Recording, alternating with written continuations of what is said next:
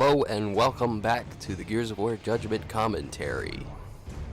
This is part 2. Check out part 1 if you haven't already. I take control of the Locust. That's who we were pitted with against the Cog Soldiers. Now we are taking control. Every match of OverRun that you play, the roles are switched. So you have to be on it twice. So anybody that's still playing this series, Gears of War, if you're a fan since the beginning, you're probably wondering why. Why are you playing Judgment? Well, to answer that question, I took a break from Gears of War about the time that Gears of War 3 came out. Sadly, only just recently did I start playing Gears of War 3.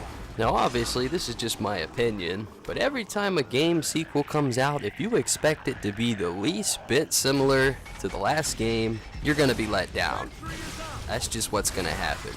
I always approach a game sequel with an open mind, because I know it won't be the same. I know they're going to change some stuff. It's worth it to see what the team is actually capable of, what they should avoid, and all of those things put together will make the experience better overall. Now, Judgment seems to be an expansion of Gears of War 3, where you had Beast Mode, and the Horde, sadly, is now taken out of the game. I hope that comes back, because that's something that I do enjoy. If you play Gears of War Judgment, Survival is just playing as the Cog Soldiers. You have 10 waves of enemies.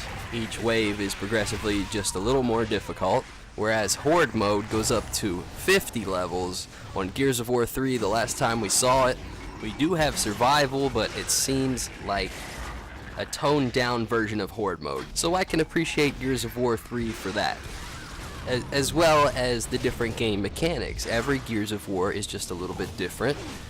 You know, it takes some adjusting, but it's fun to hop between, if you ask me. Now, how Gears of War Judgment is an expansion on Gears of War 3 lies in the Beast Mode. See, OverRun is basically an expansion of Beast Mode. The only difference here is the players have the ability to control both sides of the situation. I have to admit, when it's players controlling the other side, that it's a little more difficult. It can be a struggle at sometimes, you know. Playing against the AI enemies was fun.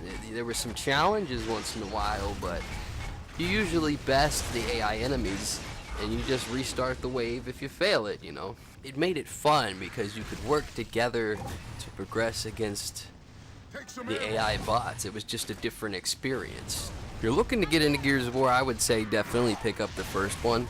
Progress through the story that way. If you're interested in the storyline, you're gonna have to, you know, play Gears of War 2.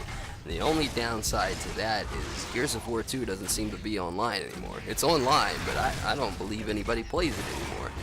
I don't know, maybe I caught it on a bad day, but I wasn't able to find any matches, not in the campaign or anything, not co-op, nothing. This was unfortunate to me because I bought every Gears of War game the other day, and the second game in a series is almost always the game changer. It sets the tone, the mood, the direction that a game is going to go. Team is almost always like, okay, we gotta step it up for this next one. We gotta get people interested, intrigued.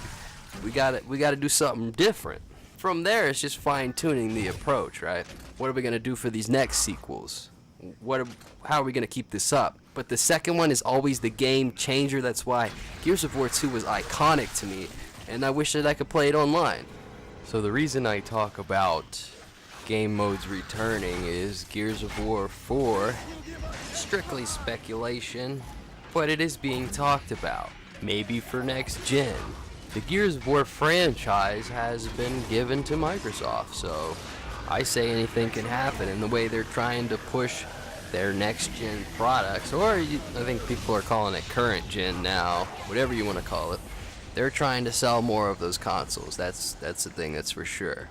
What's also for sure is that the voice actor for the character I'm using right now in this OverRun session has said that he would be willing to do the role some more.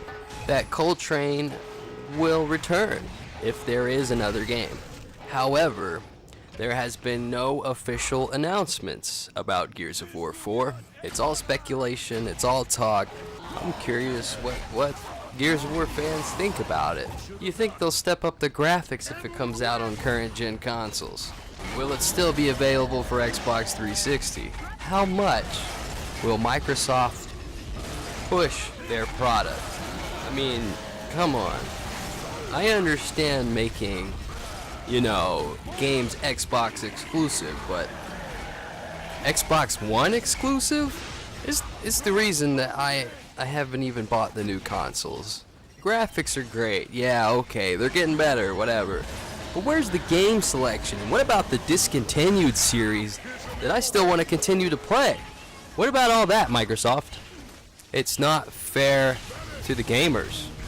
You're pushing your entertainment console that's focused heavy on video and music and... No thank you, Microsoft, no thanks.